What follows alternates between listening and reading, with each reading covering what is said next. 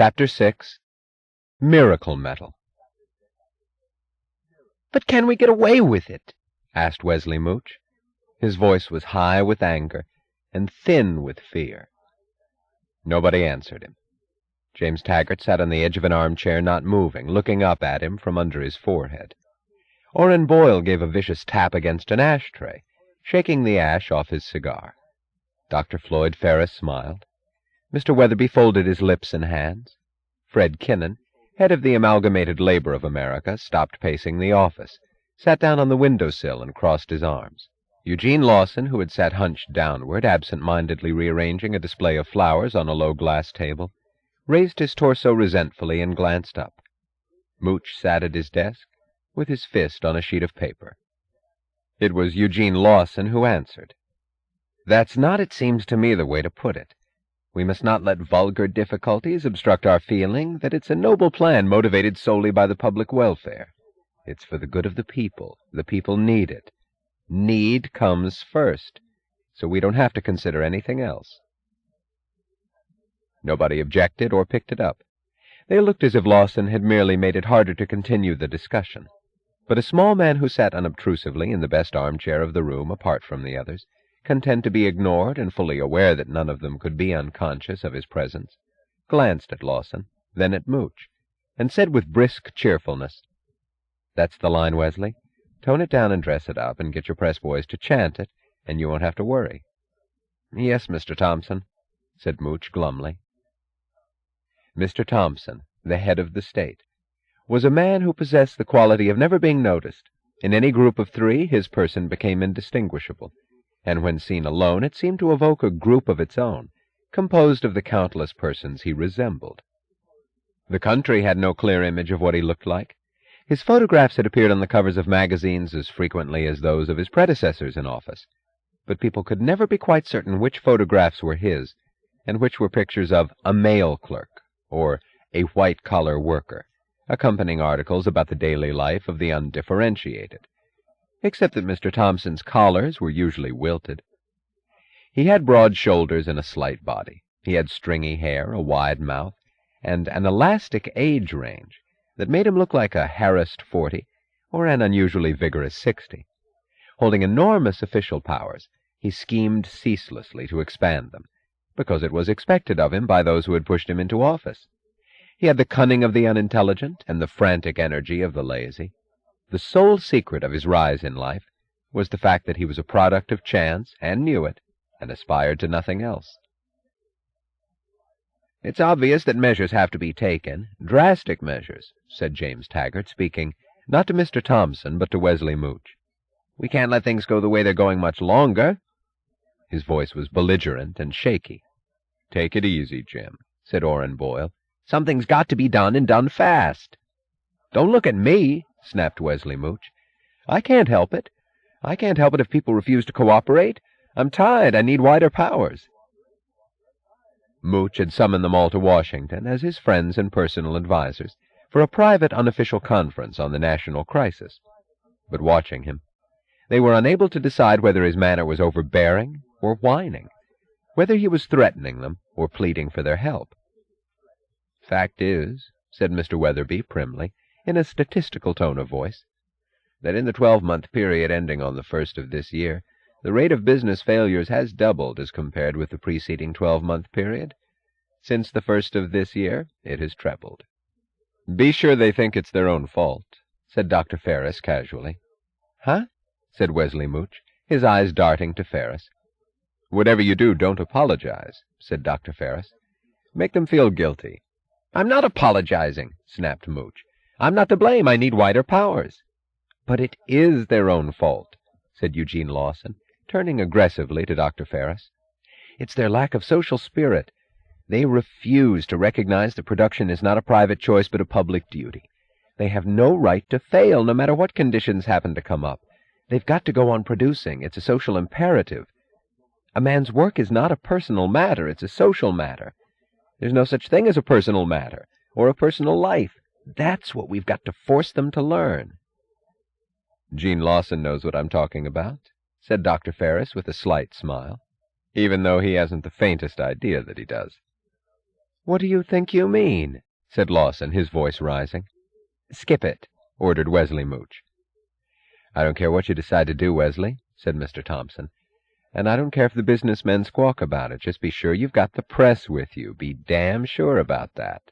"I've got 'em," said Mooch. "One editor who'd open his trap at the wrong time could do us more harm than 10 disgruntled millionaires." "That's true, Mr. Thompson," said Dr. Ferris. "But can you name one editor who knows it?" "Guess not," said Thompson. He sounded pleased. "Whatever type of men we're counting on and planning for," said Dr. Ferris, "there's a certain old-fashioned quotation which we may safely forget, the one about counting on the wise and the honest. We don't have to consider them. They're out of date." James Taggart glanced at the window. There were patches of blue in the sky above the spacious streets of Washington, the faint blue of mid-April, and a few beams breaking through the clouds. A monument stood shining in the distance, hit by a ray of sun. It was a tall white obelisk, erected to the memory of the man Dr. Ferris was quoting, the man in whose honor this city had been named. James Taggart looked away. "I don't like the professor's remarks," said Lawson loudly and sullenly. "Keep still," said Wesley Mooch. "Dr. Ferris is not talking theory but practice." "Well, if you want to talk practice," said Fred Kinnan, "then let me tell you that we can't worry about businessmen at a time like this. What we've got to think about is jobs, more jobs for the people. In my unions, every man who's working is feeding 5 who aren't, not counting his own pack of starving relatives. If you want my advice, I know you won't go for it, but it's just a thought. Issue a directive making it compulsory to add, say, 1/3 more men to every payroll in the country." "Good God!" yelled Taggart. "Are you crazy? We can barely meet our payrolls as it is. There's not enough work for the men we've got now. 1/3 more? We wouldn't have any use for them whatever." "Who cares whether you'd have any use for them?" said Fred Kinnan. "They need jobs. That's what comes first, need, doesn't it? Not your profits." "It's not a question of profits," yelled Taggart hastily. "I haven't said anything about profits. I haven't given you any grounds to insult me. It's just a question of where in hell we'd get the money to pay your men when half our trains are running empty and there's not enough freight to fill a trolley car." His voice slowed down suddenly to a tone of cautious thoughtfulness. "However, we do understand the plight of the working man, and it's just a thought. We could perhaps take on a certain extra number if we were permitted to double our freight rates, which—" "Have you lost your mind?" yelled Orrin Boyle. "I'm going broke on the rates you're charging now. I shudder every time a damn boxcar pulls in or out of the mills. They're bleeding me to death. I can't afford it. And you want to double it?" "It is not essential whether you can afford it or not," said Taggart coldly. "You have to be prepared to make some sacrifices. The public needs railroads. Need comes first. Above your profits." "What profits?" yelled Orrin Boyle. "When did I ever make any profits? Nobody can accuse me of running a profit-making business. Just look at my balance sheet, and then look at the books of a certain competitor of mine who's got all the customers, all the raw materials, all the technical advantages, and a monopoly on secret formulas. Then tell me who's the profiteer. But of course the public does need railroads, and perhaps I could manage to absorb a certain raise in rates if I were to get— it's just a thought— if I were to get a subsidy to carry me over the next year or two until I catch my stride, and—" "What again?" yelled Mr. Weatherby, losing his primness. "How many loans have you got from us, and how many extensions, suspensions, and moratoriums? You haven't repaid a penny. And with all of you boys going broke and the tax receipts crashing, where do you expect us to get the money to hand you a subsidy?" "There are people who aren't broke," said Boyle slowly. "You boys have no excuse for permitting all that need and misery to spread through the country, so long as there are people who aren't broke." "I can't help it," yelled Wesley Mooch. "I can't do anything about it. I need wider powers." They could not tell what had prompted Mr. Thompson to attend this particular conference. He had said little, but had listened with interest.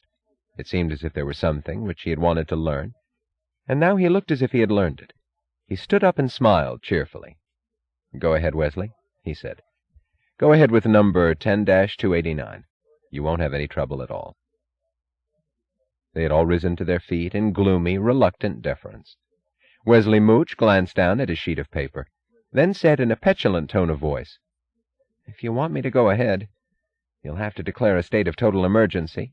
I'll declare it any time you're ready. There are certain difficulties, which I'll leave it up to you. Work it out any way you wish. It's your job. Let me see the rough draft tomorrow or next day, but don't bother me about the details. I've got a speech to make on the radio in half an hour. The chief difficulty is that I'm not sure whether the law actually grants us the power to put into effect certain provisions of Directive number 10-289. I fear they might be open to challenge. Oh, hell, we've passed so many emergency laws that if you hunt through them, you're sure to dig up something that will cover it. Mr. Thompson turned to the others with a smile of good fellowship. I'll leave you boys to iron out the wrinkles, he said. I appreciate you coming to Washington to help us out. Glad to have seen you.